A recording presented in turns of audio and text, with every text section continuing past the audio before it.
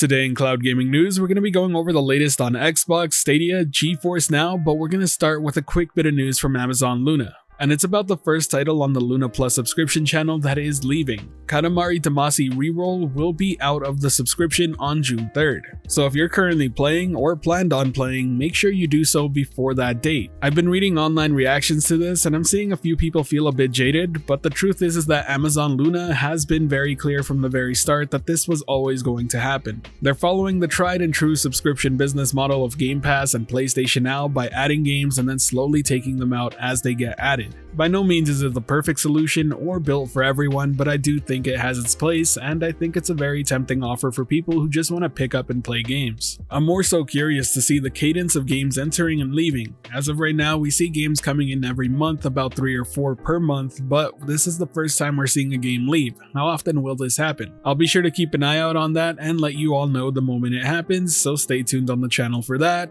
But now it's time we switch gears and look at GeForce NOW, as a new game has been added to the service. Songs of Conquest, a new turn-based strategy adventure game that fuses RPG, tactical combat, and kingdom management, is now available to stream on GFN. You'll be expected to raise mighty armies, wield ancient magic, and conquer distant lands to build an empire that bards will sing about for centuries. I do want to compliment the game and its visual art style. I think it looks fantastic. It has sort of that old school JRPG look in a way. Other features worth pointing out is that the game does offer both online and local multiplayer where you can challenge each other, as well as a full-blown in-game level editor that allows you to create your own adventures using the same tools that the developers use to create the campaign and skirmish maps. So yes, that means you can script your own in-game events, control the soundtrack, write dialogue, and share those creations with others. All in all, I'd say it's a pretty good looking game, so be sure to check it out on Steam if you're interested, but if you're not, stay tuned for Thursday, as that is GFN Thursday, where we go over the latest games coming to GFN that week. Now let's talk Stadia, and there are 2 pieces of news I want to discuss here.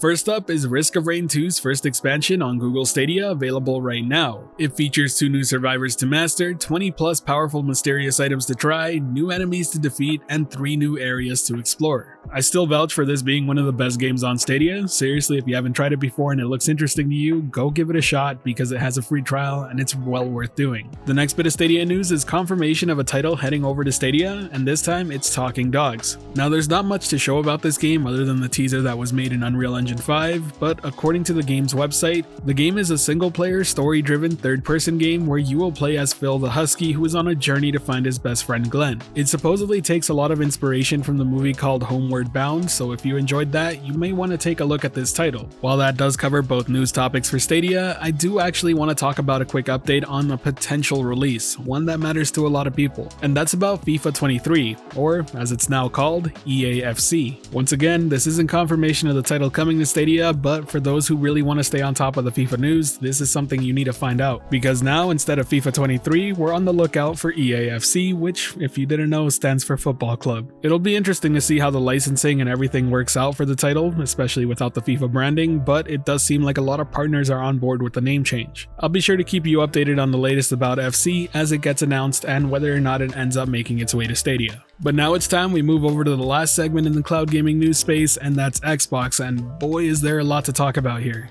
As many of you have noticed, Fortnite is now available for free on Xbox Cloud Gaming, and I mean entirely free, no subscription required. This is very big news for 2 specific reasons. A, because the game is now available to play on iOS after a very long legal dispute between Epic and Apple. This is yet another workaround through cloud gaming that allows you to enjoy one of the biggest titles in gaming on one of the most sold devices on the planet. In case you didn't know, the legal dispute eventually ended up taking Fortnite down from iOS because Epic couldn't agree to the terms that Apple wanted in terms of royalties for microtransactions, or in this case, in-app purchases. This affected any Fortnite iOS players out there, and as you can imagine, that's a lot of money to leave on the table. A cloud-based gaming workaround does a great job of circumventing Apple's in-app purchases because it's not being played in-app. In fact, it's being streamed to the phone. It's worth pointing out that the XCloud app actually has touch UI very similar to the app that was originally on iOS, as well as the fact that GFN is currently beta testing touch UI for Fortnite on mobile devices as well. Thanks to cloud gaming, iOS users are going to have various options to enjoy Fortnite on their specific device. Now, the second reason this is huge is simply because it's introducing a new business model for Xbox cloud gaming. Up until now, everything was under the Game Pass Ultimate banner. With Fortnite now being fully free to play on Xbox cloud gaming, it means they found a new way to monetize the whole cloud gaming ecosystem they have over there. And they seem very committed to doing so because they did announce that more free-to-play games are on the way. And since we're on the topic of different business models, we need to point out the fact that Microsoft has already announced that their ultimate goal for Xbox cloud gaming is to allow you to play your own library on the cloud. That statement was recently reiterated, and I think that's a huge deal to hear. That would bring it up to par in terms of options for how you want to interact with your games, be it through subscription, pay to play, or completely free to play. The only other cloud gaming service that can match that sort of offering right now is Stadia, and with Xbox, you know that they already have a guaranteed library due to being an established platform. I'm not sure how long it'll take them to get this done, but once it does, I do think it's a massive deal, because Xbox once again is an established platform and behaves like a platform. This is something well worth keeping an eye out on because it's going to be a space that continues to evolve over time, and the way that Xbox is pushing out updates, I actually don't think it'll take them that long. Another big piece of news that recently came out is the massive success that Xbox is having in countries like Brazil. I've talked about this on the channel before, but the actual mobile gaming market within Latin American countries and other parts of the world are massive, to the point where the most popular titles in those countries are games like Free Fire rather than any big AAA name. And this is mainly because most people have access to smartphones that can run a game like that, rather than having to pay for very expensive consoles and very expensive games on top of it. Xbox cloud gaming has apparently been extremely successful out there, past what Microsoft believed it would be, so much so that they plan on expanding to more countries like them. They stated that we should have news on this real soon. But if that weren't enough, there's even more Xbox cloud gaming news to talk about, this time coming from Tom Warren from The Verge. It seems like the Xbox rumors of a streaming stick are true, but it's taken the shape more of a puck than a stick. While it hasn't been officially shown, it does seem like Xbox is making some sort of device that you can plug into your TV and then enjoy Xbox cloud gaming through. What I think I'm most curious about is what type of UI this streaming puck will have, whether it looks like the Xbox Series X and S menu or something entirely different. In addition to this, it's also confirmed that Samsung will probably be one of the first TV manufacturers to get an official app to their smart TVs.